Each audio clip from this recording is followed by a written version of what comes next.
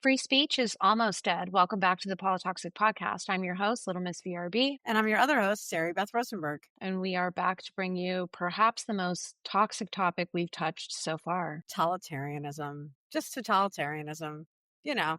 It's been an insane week for free speech as Jimmy Kimmel's show was yanked off the air for, we're not even really sure what. Yeah. Because what?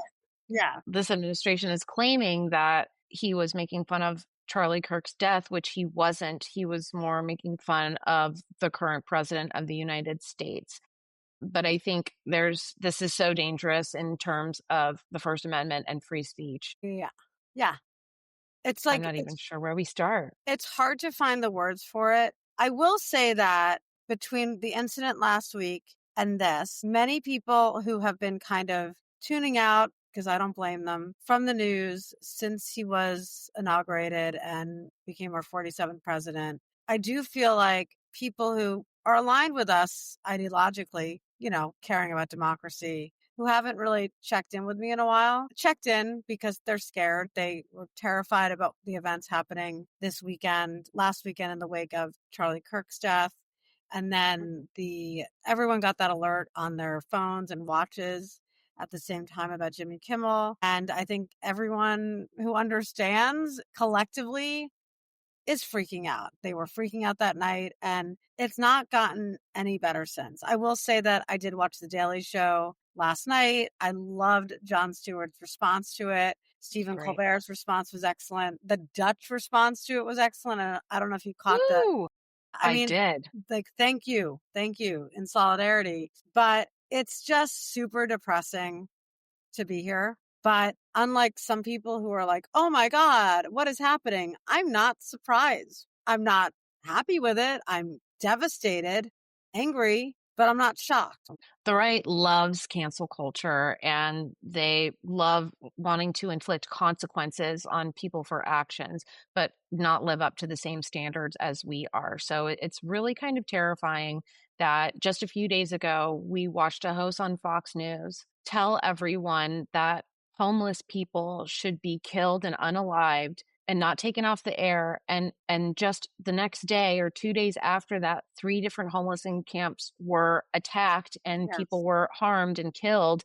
So it's kind of crazy to me that Jimmy Kimmel is going to be taken off the air for saying a joke, but we can have a whole other news station that is promoting murder. It's also really freaky to me that they seem to be wanting to inflict the free speech and all of these rules and wage war on the left when and using Charlie Kirk's death to say that this is the reason why they're going to start doing these things to all of us, when it's very well known that the shooter was MAGA. So It seems as though they're just taking all of the anger to the MAGA shooter and using that as an excuse to further this fascism. And the first way of doing that is by silencing comedians.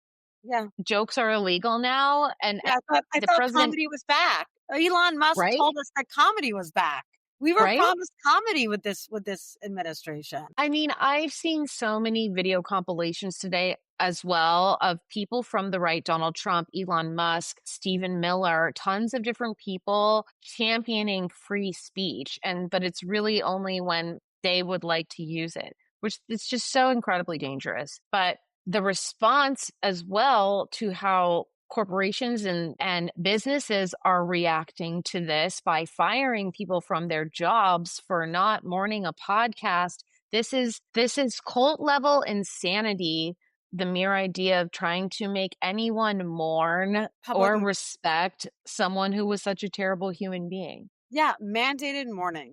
For one, as a history person, no, not even as a history person, as someone who pays attention to world events, it's giving North Korea public wailing, right? Like we saw those images. We laughed about the images of the forced public mourning of North Koreans and crying. I saw those videos today of all these people standing there like crying because their president or dictator is telling them something. That's insane. And they want that from us. At the same time, they're launching their 200th anniversary curriculum panels that are all right-wing organizations, which is also extremely authoritarian. This is happening all at the same time. And just like we are on the brink of celebrating the 250th anniversary of this country on the eve of the fall of this empire, right? I mean, and about the whole thing, where they're talking about free speech and then denying it from us. They were never about free speech. Just like they were No. never about democracy, as long as they can contort it to support their dear leader and his every whim, they're fine with it. I saw a lot of people in the comment sections, which I tried to avoid in the past 2 weeks, talking about how, see, this is how it felt for us. And like, there's just way too many of you left-wing people online and on TV forcing down your ideology on us. And this is payback. And they see this as, just this, us versus them. We're winning now, so we get to control what's on the airwaves. And that's not what was happening before all of this. It was, if they so much believe in capitalism and a free market, these late night comedians were in those late night spots because the market deemed them the most popular and profitable. If Greg Gutfeld, or whatever the F his name is, who's on the 5 on Fox News, who's their version of a comedian, was funny enough, then he would have made his way up the ladder to late night TV. But he's not funny. He's a hateful bigot. And I think this is just it, though. None of them are charming. None of them are overly talented. And I saw this thread today that hit the nail on the head. All of these people that are in politics right now are people that couldn't make it as entertainers or actors or online personalities. So they've gotten to politics and now they're inflicting their rage because they don't have any talent and they're not likable on the rest of us. And we're seeing that. We're seeing that in the turnover of Turning Point USA and how swiftly they're going to keep that machine rolling. Like they want all of us to mourn this guy, yet he is not even laid to rest yet. And they're already doing marketing pushes and planning. And it's all just really disgusting and grotesque. And I feel like I'm often taking crazy pills when I watch the news because we are being gaslit so freaking hard into this thing, and the truth is right in front of our faces. And I'm feeling very insane right now with all Yeah, of this. I'm feeling Wild. destabilized. I'm feeling gaslit. Ezra Klein, who I admired for so long, was out with an opinion piece the next morning that Charlie Kirk did politics right. And there's so much to unpack there, but no, he didn't, unless you're a white supremacist. And also the fact that right now, yes, I just want to state this. Jimmy Kimmel, is a symbol of what's going on and everyone knows who he is. But let's not sleep on the fact that I believe it's 1,000 plus regular folk who don't have the ability to make ends meet when losing their jobs or getting dismissed, Right. or losing their jobs and getting dismissed. Teachers, professors, Home Depot workers, regular folk who were just existing what they woke up with. They woke up one morning in a democracy where free speech actually existed. And they went to bed the next night in an authoritarian-like country, if not authoritarian country, where suddenly they are learning the hard way that their neighbors are snitching on them. Their coworkers are snitching on them for not responding appropriately to the death of a podcaster and a right-wing provocateur at best, if you want to call him that, if you want to be kind. Let's be real. Charlie Kirk was a man in his 30s who went to college campuses to debate teenagers. Okay. This wasn't some symbol of Christ. This was a guy who pushed hatred against so many different communities that he wasn't even welcome at many college campuses because they turned this type of negative, I don't even know what you would call these debates that they're having, but I think it's just. They were not debates. Okay, so here's No. one that I just revisited that was on my feed that the great Charles Blow, the writer and a journalist, posted. And it was a young, Black, queer man, a beautiful young man on his college campus, I don't know where. And he got up there to talk to Charlie Kirk about how he claimed hate crimed multiple times one night. Caught that earlier. I saw this today. Charlie Kirk's response was exactly why he didn't report it. Charlie Kirk ended this. Is this a debate? Someone tells you I've been hate crimed. You're a grown ass man. A child is telling you, a young man is telling you that he has been hate crimed on his campus. And your response is essentially, is this debate to say, I don't believe you. Why didn't you report it? I don't believe you. You didn't report it. Is there video footage of this? And someone commented, this is why he didn't report it. And also, this is not debate. This is not debate. This is essentially harming someone for clicks. For clicks. It's for clout. It is bringing hate and probably bringing more pain to this young man. Now, bravo to him for getting up there, but I'm sure he didn't walk away from that feeling safer, better, and feeling like he was engaging in democracy. Are you kidding me? It's shameful. It's shameful that they're calling it that. It is. And these debates aren't for that. There's nothing positive is coming out of these debates at all. It is riling up young men on campuses, denigrating.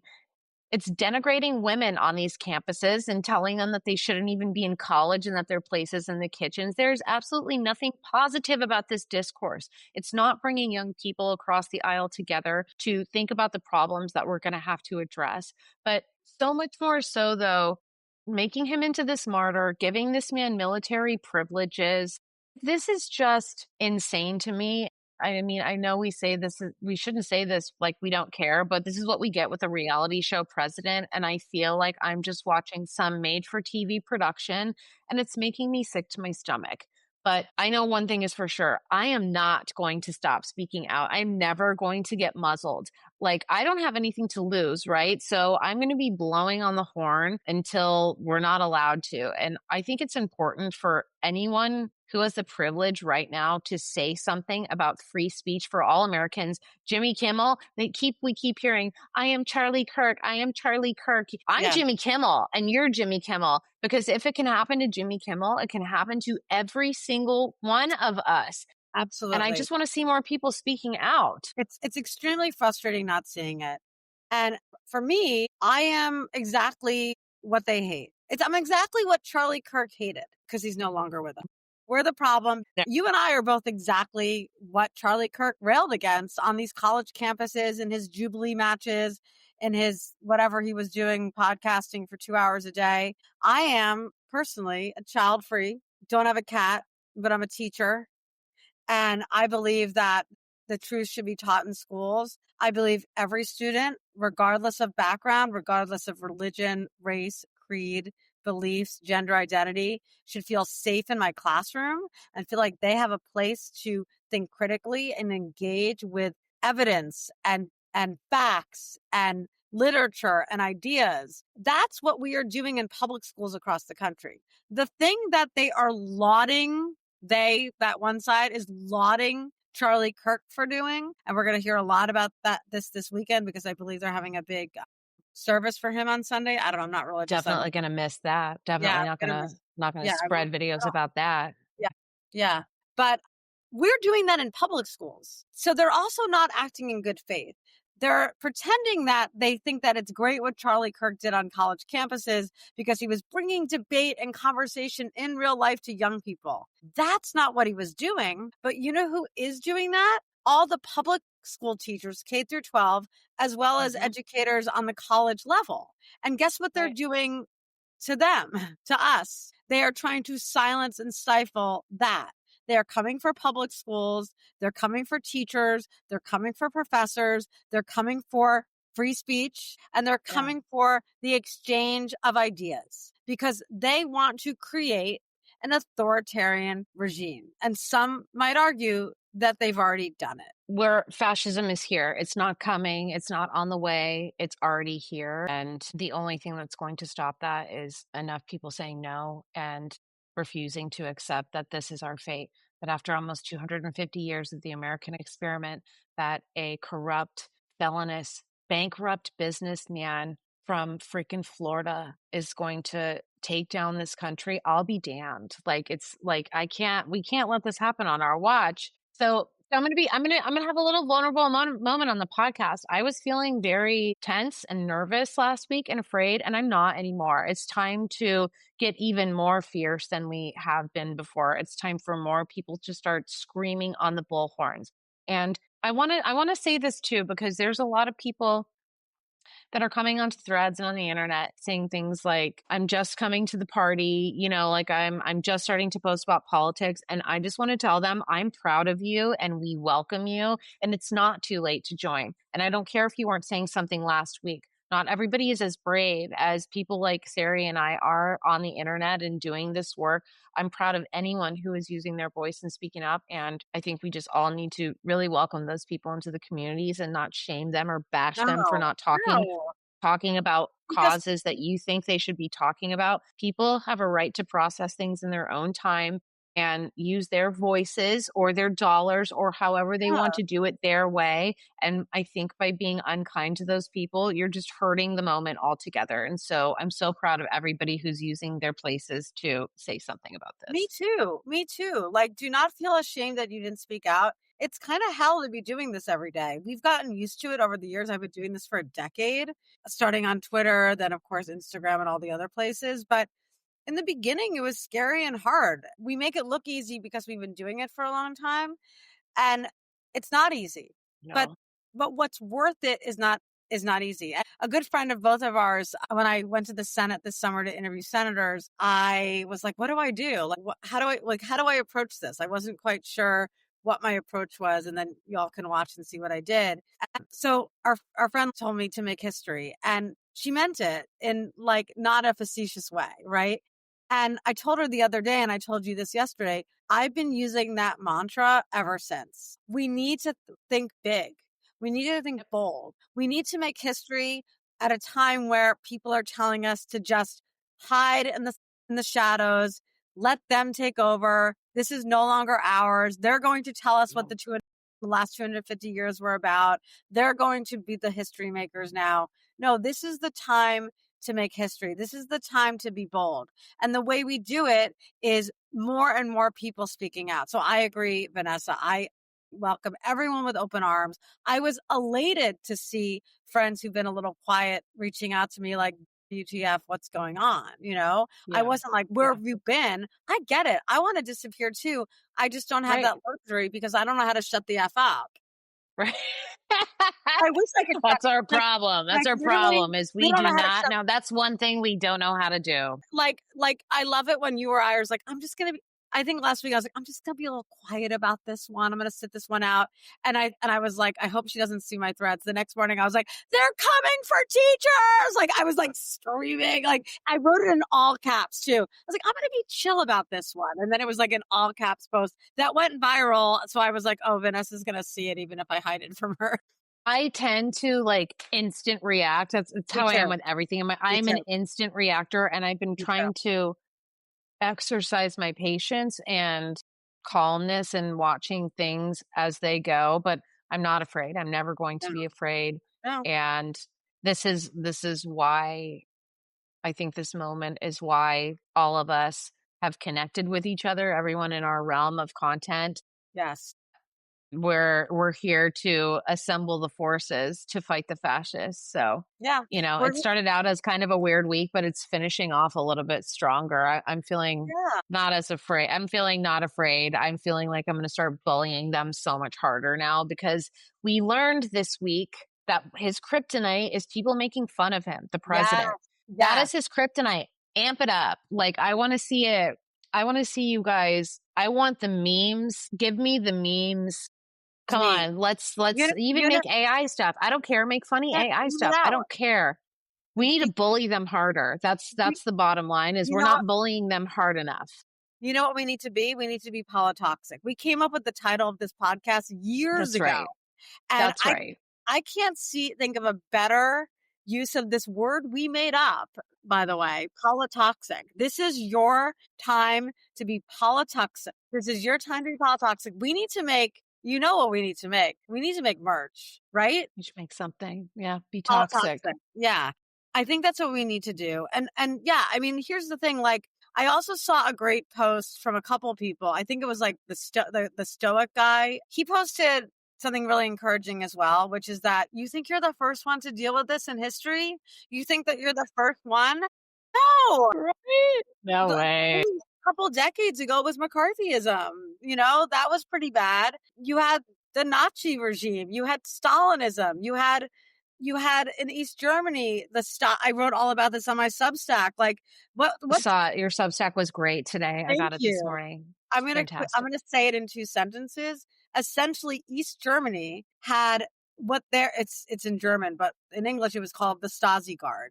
And they obviously were a police system in East Germany during communist rule that policed the people. But want to know what made them effective? When average everyday citizens, not getting paid, spied on their neighbors, spied on their family, spied on their friends, and that's what really made them effective. And when I started seeing the Charlie Kirk fallout last week, I immediately thought of my studying of the Stasi Guard. There's 2 great books I recommended in my Substack. There's a book called Stasi-Land by Catherine Futter, and it's all about what happened in East Germany from 1950 to 1990. And she even interviews people who were affected by this practice. And then I also really recommend I think it's an East German film. It's called Other People's Lives. It's excellent. And it's all about people living under the Stasi and getting spied on and, them, following them all around East Germany to stop them from speaking the truth about what it was like outside of this totalitarian government in East Germany. And it's happening here, right? The lists that were supposedly made, the phone calls that people were making on each other's, they want, Calling it's like, employers and emailing employers this week. yeah, you're falling into their trap. Like all these people who are all libertarian and like F the swamp and the government, you are the man. You think you're not the man, you are the man. And you are falling into the trap of totalitarianism. Do not wave that American flag in my face as long as you're doing that. No. I think in thinking about this, about these lists that are being made, the doxing website put out about influencers getting people fired from their jobs. Honestly, I feel like we should be fighting fire with fire here. And there are accounts like Creston that are telling us who all the ICE agents are and the cops are that are doing bad things. And so honestly, I feel like if they're going to go down that route, we can go tit for tat. And I think that we should start cataloging these things as well, because the only thing that stops these people is like putting the mirror up to them, right? Really. Like shining right back to them. I always tell anyone, I'm a mirror. I'm the energy you put out to me. And I think we need to give back all of the same energy to them that they're giving to us right now. Like I am not in take the high road type of person. No. I'm like, if they're going to bring us into the dirt, then we're going to drag them to hell. Like that's what we should be doing right now. So yeah, I mean, I love this country too much to sit on the sidelines right now. And I think most of you watching and listening to this agree. And if you love this country and if you want to see the American flag represent what it's supposed to represent, now is your time. Let's do this. Don't feel guilty that you weren't doing it before. There's no time like today or tomorrow or even in a couple days to start speaking out. And it doesn't have to be online. Talk to your neighbors, send them articles, get them informed, have calm conversations with MAGA neighbors, do everything you can. Like not one thing is not too small. And that's right. what we're There's doing no wrong way. There's no wrong way to fight the regime. There's no wrong way to be an activist. And there's so many ways and opportunities for you to do that. Yeah, I spoke with Rabbi Sharon, who's Randy Weingarten's wife, and she's a rabbi. And I pulled her aside the other night at one of Randy's book events, and I said, "Rabbi, can you give me some advice right now?" This was right after the Jimmy Kimmel news and the Patriot Education news came out, and I was just really not doing well, like all of us. And she said, "I get it." And she said, "We are the seeds right now. We are the seeds." It's going to make me cry. She said, "We are planting seeds right now. And we might not see what it might grow into. We might not live to see the day because this is going to be a long road. But you have to plant the seeds." And she also said, she also paraphrased something from a written text that said, it was either Russian or German, and it was basically like about hope. And hope is most important when you're feeling hopeless. Yep. That's all we have right now. We gotta we got to keep that. So beautiful. I really love that. And that definitely gave me a little bit of perspective today. Yeah. So the moral of the story is we got to plant the seeds, and we might not see the future, but we still have to plant them because the younger generations are going to need the crops. Yeah. And that could be our legacy if we don't see it fully through. That's And right. stay polytoxic. Like, stay in Get toxic. If ever there was a time for you in your life to be toxic, it's now. be toxic. Let's go. Well, I Right. think I'm hoping after everyone watches this, I have no idea what's to come next week, but I'm sure it's going to be challenging. So my final message to everyone is just keep the faith, keep the hope. We're here for you. Connect with us, comment on this, tell us how you're feeling. We really want to create a community. We don't want to just be us talking at you and talking to each other. Our goal here is to create a polytoxic community. I think we all need that right now. I know that the Siren is going to plan in real life events too in the near future. And I think that if, you need to replicate that in your communities as well. And we're here to lift you up and be there for you. Yeah. Stay on the horn, and we will be back next week with another episode, as long as we're still on the air. As long as we're going to stay on the air. We're going to stay on the air. As long as we're still on the air, we'll be back next week. Yes.